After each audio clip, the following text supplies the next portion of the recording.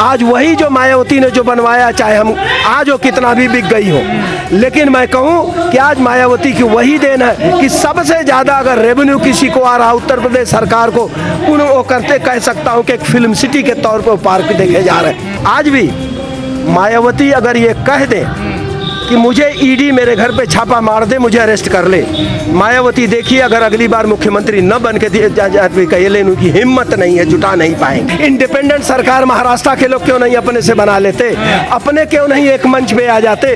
हमको किस बात की सीख दे रहे हैं भाई? बहुजनों की राजनीति इसलिए धरातल में नहीं गई है, खत्म हो गई है, इसलिए कि बहुजन नेता सबके सब बिकाऊ हो गए। उत्तर से दक्षिण, पूर्व से पश्चिम पर कोई भी नेता ऐसा नहीं है जो उसकी यह हैसियत हो चल करके गांव के लोगों को जोड़ सके। चमार versus rest, Yadav versus rest, यह लड़ाई सबसे खतरनाक है जो ये बीजेपी के लोगों ने चलाया है। सारा आरक्षण चमार ले गए, सारा आरक्षण यादव ले गए।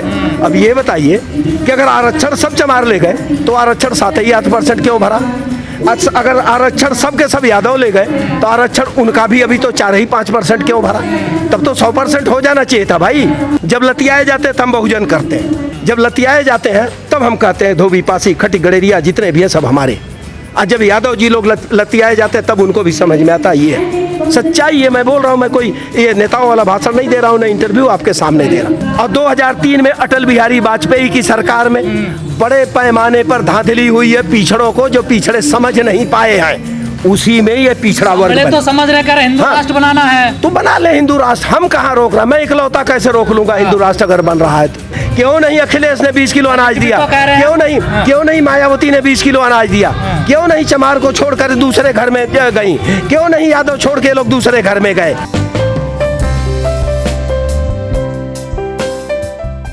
रिपब्लिकन पार्टी ऑफ इंडिया को आप जानते हैं, और आज रिपब्लिकन पार्टी के कितने टुकड़े हुए हैं? जहाँ तक मुझे जानकारी है 16 टुकड़े तो हो गए, और सबका जो है वहाँ से जो बैतरणी पार होती है वो नागपुर से ही होती है। जो मुख्य अतिथि जिनका नाम छपा हुआ है वो तो जो है क्या नाम है दलित पैंथर्स के हैं, लेकिन जो आज कितना दलित आंदोलन चला रहे वो होते तो और भी बढ़िया होता। तो जितने लोग जो मैं कह रहा हूँ ये आधारभूत सच्चाई है, वही नहीं बल्कि मैं कह रहा हूँ कि दूसरे राज्यों में भी हम जो धरातल से कटते जा रहे हैं अपने समाज से, केवल हम यूट्यूब और मीडिया के आंदोलन चला रहे हैं, धरातल पर कोई नहीं चल रहा। इसीलिए इस तरह की ताकतें मजबूत हो रही। और मैं जो कहा हूँ कि महाराष्ट्र के से सीखिए, वो बिल्कुल सही कह रहा। किसी को देख लीजिए नमो बुद्धा जय भीम करेगा, लेकिन आरएसएस से उसका जुड़ाव होगा। जाके देख लीजिए, 2-4 को अगर छोड़ दो तो। और वो आरोप लगाते हैं कि यूपी वाले बेच रहे हैं मिशन। किसको? मिशन को नहीं, उनके मिशन को यूपी वाले तो कह लीजिए राष्ट्रीय ने अंतर्राष्ट्रीय कर दीजिए बाबा साहब को, नहीं तो बाबा साहब कभी जो महारों से ऊपर न निकल के पाते। और उत्तर प्रदेश में 4 बार सरकार बनाने के बाद आज जिस कंडीशन में हो बेच दिया सरकार, आंदोलन को बेच दिया। लेकिन उन्हीं की देन है कि महाराष्ट्र में इतने बड़े बड़े जो है कहीं पर पार्क, कहीं पे उद्यान, कहीं पर कुछ भी नहीं बना है, जिसको कहते हैं साइलेंट रिवॉल्यूशन। आप जाएंगे तो सबको देखने का एक लालसा होती है। अब वहीं पर है आज वही जो मायावती ने जो बनवाया, चाहे हम आज वो कितना भी बिक गई हो, लेकिन मैं कहूँ कि आज मायावती की वही देन है कि सबसे ज़्यादा अगर रेवेन्यू किसी को आ रहा उत्तर प्रदेश सरकार को, उन वो करते कह सकता हूँ कि एक फिल्म सिटी के तौर पर पार्क देखे जा रहे हैं। सबसे ज़्यादा प्रदेश सरकार को आय हो रही तो उन्हीं जगहों से हो। लेकिन तमाम महाराष्ट्र के नेता उत्तर भारत में आ रहे हैं कि यहाँ मिशन बचाना है हमें। किसको मिशन बचाने? वो अपने यहाँ क्यों नहीं बचा लेते भाई? उसका है महाराष्ट्र हमारे यहाँ आ रहा है क्या? यहाँ के लोग कमजोर है क्या? यहाँ के लोगों ने सरकार जो 4 बार बनाई है वो उनके सहयोग से बनाई है क्या? इंडिपेंडेंट सरकार महाराष्ट्र के लोग क्यों नहीं अपने से बना लेते? अपने क्यों नहीं एक मंच पे आ जाते? हमको किस बात की सीख दे रहे हैं भाई? सरकार बनाने की बात कर रहे हैं, विधायक नहीं जिता पा रहे हैं। वो तो कौन? वो जिता नहीं पा रहे, उस समय है हम जीत नहीं पाए, उसमें कोई दो राय नहीं है। हम कह रहे हैं ये हमारी कमजोरी है, हम भी बिकाऊ माल बने हैं, हम भी सत्ता में जो कुछ मदमस्त होकर के कहिए डिस्प्रोपोर्शनेट एसेट को लेकर के हम भी जो बिके हुए हैं। और मैं कह रहा हूँ आपसे, ऑन रिकॉर्ड बोल रहा हूँ आपके मीडिया चैनल पे कि अगर अपोजिशन रहा तो बीजेपी कम से कम अगले 40 सालों तक सत्ता में रहेगी। बहुजनों की राजनीति धरातल में चलेगी, क्या कारण? बहुजनों की राजनीति इसलिए धरातल में नहीं गई है, खत्म हो गई है, इसलिए कि बहुजन नेता सबके सब बिकाऊ हो गए। उत्तर से दक्षिण, पूरब से पश्चिम पर कोई भी नेता ऐसा नहीं है जो उसकी यह हैसियत हो चल करके गांव के लोगों को जोड़ सके। सभी बिक चुके हैं, इसलिए बहुजन राजनीति खत्म हो गई, धरातल पे नहीं। तो कैसे उभारा जाएगा इसको? उभारा जाएगा फिर वही एक वोट और एक नोट का सिद्धांत, जिसकी कुवत होगी गांव गांव जाएगा। वो नहीं कि पेड़ के नीचे बैठ करके और मीडिया पे व्हाट्सएप पे टाइप करके डाल दिया।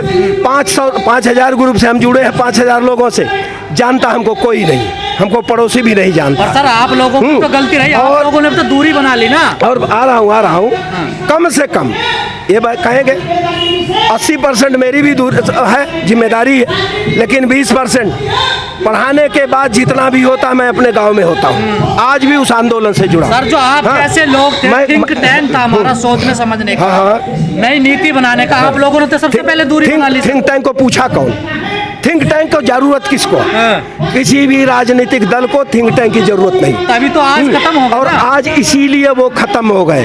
हमने कितने बार कहा, एक बार आप जो है सारे शिक्षकों को एक कप चाय पे बुलाइए, नहीं हो सका, क्योंकि शिक्षक कहीं भी होगा सच्चाई बोल देगा, और सच्चाई नेता हमारा सुनने को तैयार नहीं। वो गलतफहमी में जिएगा, मर जाएगा, बिक जाएगा, लेकिन आपको उभरने नहीं देगा।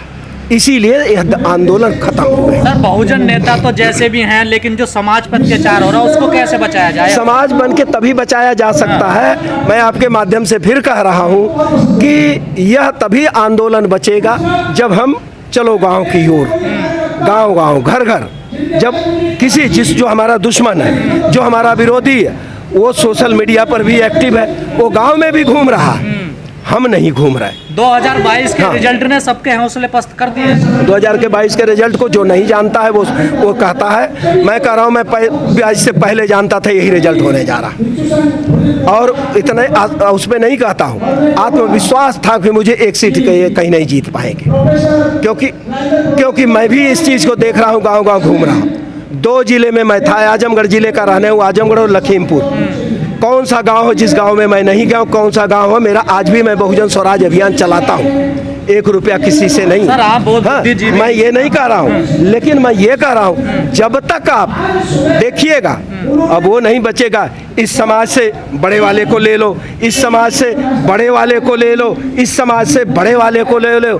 बड़े वाले कोट कहाँ होता? पैसा हो सकता, पैसा जो आता है सब के सब गलत धंधों से आता है। तनख्वाह से नहीं कोई पार्टी चला पाएगा, मेरे जैसा आदमी नहीं चला सकता। मैं भी बहुत अच्छी तनख्वाह पाने वाला हूँ ना, और मेरा जो है 1 हफ्ते बाद मुझे लगता है महीना कैसे कटेगा, उसी में सामाजिक आंदोलन भी चलाना, उसी में जो है अपने उस पर भी बात करनी, नौकरी भी करनी है, परिवार भी पालना।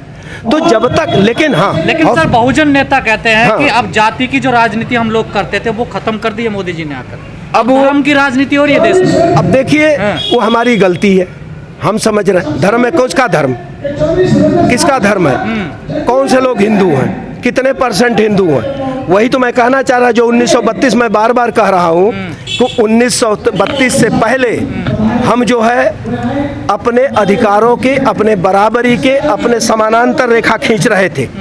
हम आपसे पीछे नहीं हैं, और हमारी पहचान कभी भी आपके साथ नहीं है, हम अलग हैं, चाहे बैकवर्ड हो चाहे दलित हो, SC और ST। और अब मैं आपसे बताऊं, हमारे पिछड़ेपन की वजह से, हमारे नेताओं के पिछड़ेपन की वजह से काहे नहीं लोग बुद्ध धर्म को खड़ा करते? इस बात से सहमत हैं कि अब जाति की राजनीति नहीं बची, अब धर्म की? जाति की राजनीति सबसे तेज है। अब जाति की राजनीति खत्म ही नहीं हो सकती। जातियां तो भाई बनाई गई हैं उद्देश्य के वजह से, जाति इसीलिए तो बनाई गई। 80-20 की बात कर रही है। कौन? किसने कहा? किसने कहा 80-20? मन से बात कर रहे हैं। क्या कह रहे हैं? योगी जी ने खुद कहा 2024 में कि 80-20 की लड़ाई है। 80-20 की?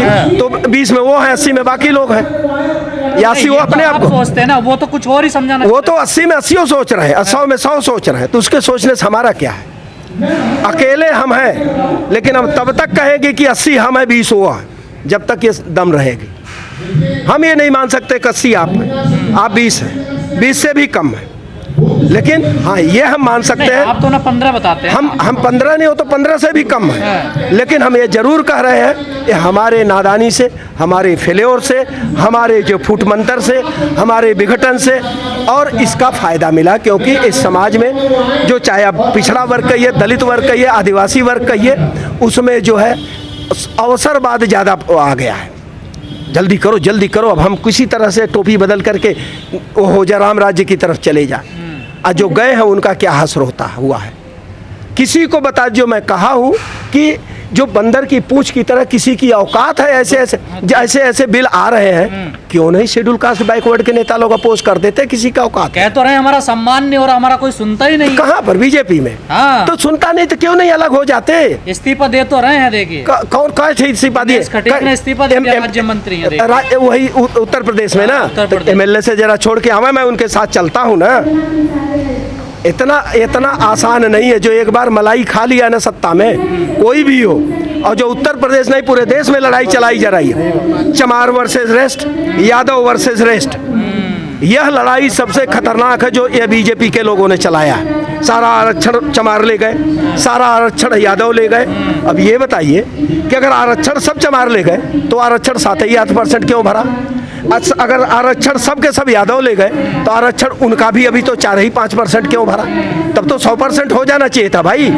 इसका मतलब है कि आप आरक्षण की बात नहीं कर रहे, आप उनको दोनों को चमार वर्सेस दूसरी जातियां, और ये चल रहा है। मैं बता रहा हूँ जाके उनसे नेताजी से। पर आपके पास कार्ड नहीं है ना? लेकिन हमारे पास कार्ड इसलिए नहीं है, अब मैं बता रहा हूँ आपको, कि हम भी वही स्वार्थी गेम खेल रहे हैं कि हमारी संख्या बल ज़्यादा है, हम शक्तिमान हैं, हम पैसे वाले, हम पढ़े लिखे हैं, इसलिए दूसरे की जरूरत नहीं है। जब लतियाए जाते हैं तब हम बहुजन करते हैं। जब लतियाए जाते हैं तब हम कहते हैं धोबी, पासी, खटी, गड़ेरिया जितने भी हैं सब हमारे। और जब यादव जी लोग लतियाए जाते हैं तब उनको भी समझ में आता है। ये है सच्चाई, है। मैं बोल रहा हूँ, मैं कोई ये नेताओं वाला भाषण नहीं दे रहा हूँ, ना इंटरव्यू आपके सामने दे रहा। और जब तक ये आप इस तरह की बातें लेकर के चलेंगे कि नहीं पार्टी मेरी है, नेतृत्व मेरा होगा, कभी चल ही नहीं सकता। पिछले कुछ दिनों से जातीय जनगणना की मांग बड़ी तेजी से हो रही है, तमाम प्रोग्राम हो रहे, तमाम पिछले नेता आवाज भी उठा। जी, आपका क्या कहना? मोदी जी भी पिछड़े हैं? अति पिछड़े नहीं हो, सामान्य है। उन्होंने तो खुद कहा, तो मैंने कहा है, मैं भी तो कह रहा हूँ। 2003 की उठा लीजिएगा, अटल बिहारी वाजपेयी की सरकार का, और उससे पहले काका कालेल करके आयोग की रिपोर्ट है, उसको उठा लीजिएगा, देखिएगा कि राज्यवार जो लिस्ट लगी है पिछड़े वर्गों को, उसमें नाम है कि नहीं। मोदी जी किस जाति से है? मोदी गाछी सामान्य वर्ग में थी। उसके बाद आ जाइए बीपी मंडल आयोग में, उसमें भी देख डालिए कि जो है उसमें मोदी गाछी नहीं है, राज्यवार लिस्ट देख डालिए। और 2003 में अटल बिहारी वाजपेयी की सरकार में बड़े पैमाने पर धांधली हुई है पिछड़ों को, जो पिछड़े समझ नहीं पाए हैं, उसी में ये पिछड़ा वर्ग तो समझ रहे कर हिंदू राष्ट्र बनाना है तो बना ले हिंदू राष्ट्र। हम कहाँ रोक रहा? मैं इकलौता कैसे रोक लूंगा? हिंदू राष्ट्र अगर बन रहा है तो बना ले। सारे पिछड़े कह रहे हिंदू राष्ट्र तो बना तो ले, रिजर्वेशन बाद में देखेंगे। हाँ तो वो बाद ले भैया। 20 किलो अनाज उनको मिल रहा, खुश है। मैं कैसे हो सकता हूँ कहूँ कि उनको तो हिंदू राष्ट्र नहीं चाहिए? क्यों नहीं अखिलेश ने 20 किलो अनाज दिया? क्यों नहीं मायावती ने 20 किलो अनाज दिया? क्यों नहीं चमार को छोड़कर दूसरे घर में गई? क्यों नहीं यादव छोड़ के लोग दूसरे घर में गए? इसका असली कारण उन्होंने समझ लिया। जिस परिवार के पीछे साथ आप नहीं जुड़े, जिस समाज के साथ आप नहीं गए, अरे छोड़ो, इसकी जनसंख्या बहुत कम है, इसकी क्या जरूरत है, जाएगा कहाँ? ये तो आना ही। उनके घर में अगर 1 लीटर तेल पहुंच गया, उनके घर में 20 किलो अनाज पहुंच गया, वहाँ प्रचार की जरूरत नहीं पड़ती। वो वही कहेगा जो 20 किलो अनाज दे रहा, वो हिंदू राष्ट्र ही बोलेगा, वो अनाज ही बोलेगा। लेकिन वो तेल ही। हाँ, ये बात तो आप लोग सोचते हैं, लेकिन जो नेता वो कहते हैं कि मीडिया हमारे साथ नहीं है, उस वजह से मीडिया से क्या रोल है? मीडिया कोई रोल ही, मीडिया नहीं, तुम अपने से हार रहे हो भाई। मीडिया का क्या रोल है? मीडिया तो वही दिखाएगा जो हो रहा। मीडिया प्रचार कर रही है भाई। मीडिया हमेशा सत्ता के, ये बात सच है, 60% सत्ता के साथ रहता है, 40% विपक्ष के साथ रहता है। लेकिन 100 में 100% सत्ता के साथ रहता, ये नहीं होता है। आप किसी भी गांव में चलिए, मेरे साथ चलिए, अगर आजमगढ़ में चल रहा हो आजमगढ़ में, लखीमपुर में चल रहा लखीमपुर में, हरदोई में चल रहा हरदोई में, जहाँ चलिए मैं आपके साथ चलता हूँ। कोई जितने भी आंदोलन चल रहे हैं व्हाट्सएप और फेसबुक पे चल रहा है, कोई गाँव में जा नहीं रहा। आप चुनाव में चाहे मायावती हो, चाहे अखिलेश हो, चाहे ओम प्रकाश राजभर हो, चाहे कोई भी हो, एक गांव में सच्चे अर्थों की राजनीति जो समाज के अंदर बैठ करके की जाती वो नहीं कर पा। राजभर तो 2 दिन से चिल्ला रहे हैं, मैं तो समाज की लड़ाई लड़ रहा हूं, हक अधिकार की लड़ाई लड़ रहा हूं। और सुनिए, ओम प्रकाश राजभर जो है वह अपनी जो स्थिति समझ रहे हैं। कै परसेंट है? 3-4%। 4% है वही 5-6 जिलों में। उनको पूछेगा कौन, सब जानते हैं। उनको किसी न किसी सहयोगी की जरूरत पड़ेगी भाई। किसको सहयोगी लेंगे? या तो भाजपा में चले जाए, फिर दोबारा मंत्री बन जाएंगे। नहीं, आप बहुजन समाज पार्टी के लिए बोल रहे हैं।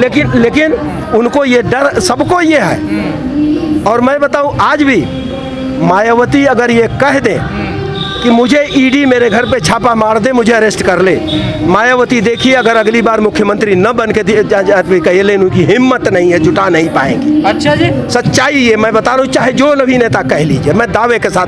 वो तो नहीं बने लालू यादव। कौन? लालू वो जेल में इसीलिए गए कि बात माने नहीं। वो जेल में इसीलिए है। मायावती चली जाए जेल में, देखिए उनका कैडर खड़ा क्यों नहीं होता। कहते हैं पूरा कारवा बर्बाद हो जाएगा। किसका? कोई कारवा नहीं, अपना परिवार बर्बाद हो जाए कि बेकार की हम लोगों से क्यों छिपा रहे हैं। वो कारवा और कुछ नहीं है। कारवा है तो कैठे रैली कर रही है, कारवा है तो हम कह रहे हैं बीजेपी से लड़ रहे हैं अपना, तो बीजेपी ने तो अपने प्रत्याशी घोषित कर दिया। आपको तो पता ही नहीं, आप तो चुनाव जब डेट डिक्लेयर होगी फेज वाइज आप कैंडिडेट ढूंढे, कौन बनिया जो है सबसे बड़ा उस क्षेत्र का। सब पार्टी यही करेंगी एक्सेप्ट बीजेपी। सब कहेंगी। अब बीजेपी अभी से अपने लोकसभा क्षेत्रों में कैंडिडेट खोजना। आप कब करेंगे? जब चुनाव की डेट आ जाएगी। और एक दिन, महीने में 15 दिन में एक प्रत्याशी लोकसभा पूरा घूम भी नहीं पाता है साथी। जीतेगा कहाँ से? जो आजमगढ़ की सीट हारी गई है, वहाँ मैं रहा हूँ, मैं देखा हूँ, प्रत्याशी लोकसभा का दौरा तक नहीं कर पाया। 6 तारीख लास्ट डेट है, 6 जून। राजभर कह रहे हैं जानबूझ के अखिलेश यादव ने हराया। अब वो तो ओम प्रकाश से जबरी, मैं इसमें नहीं बोलूँगा। ओम प्रकाश जाने कि अखिलेश यादव एक बार भी नहीं। भाई 23 को वोटिंग है, 6 तारीख को कैंडिडेट है। वो बेचारा कैसे लोकसभा में पहुंच जाएगा? पूरे लोकसभा नहीं घूम पाएगा डियर। उसको कैसे लोग मान ले कि मेरा प्रत्याशी है? कम से कम महीना 2 महीना। मोदी जी तो हर जगह नहीं जाते ना। मोदी जी नहीं जाते। मोदी जी और क्या नाम, धर्मेंद्र यादव, मायावती बराबर हो गई। कहाँ मूछ के बाल, कहाँ पूछ के बाल। देश के प्रधानमंत्री हैं, बाकी लोग जो हारे हुए हैं, तो दोनों का बराबर कर। मोदी नहीं जाते, लेकिन मोदी के प्रतिनिधि गांव-गांव में घूम रहे हैं, क्योंकि उनको संसाधन मुहैया कराया जाता है। उनके पास रिसोर्स है, वो घूम रहे हैं। बाइक लेके 1 लीटर तेल डालेंगे, गांव-गांव, घर-घर जाके। ये बिल्कुल नहीं घूम रहे, कतई नहीं घूम रहे, झूठ। अरे पर्ची तो वहीं से कटती है, हमको नहीं पता जिला अध्यक्ष जो कैसे पर्ची दे रहा है। कोई नहीं गांव में जा रहा। जा करके जहाँ कहिए, जिस विधानसभा में आप चलिए, हम लोग चलते हैं। आप चलिए, हम चलते हैं। कहाँ कौन घूम घूम करके किस गांव में पर्ची काट रहा।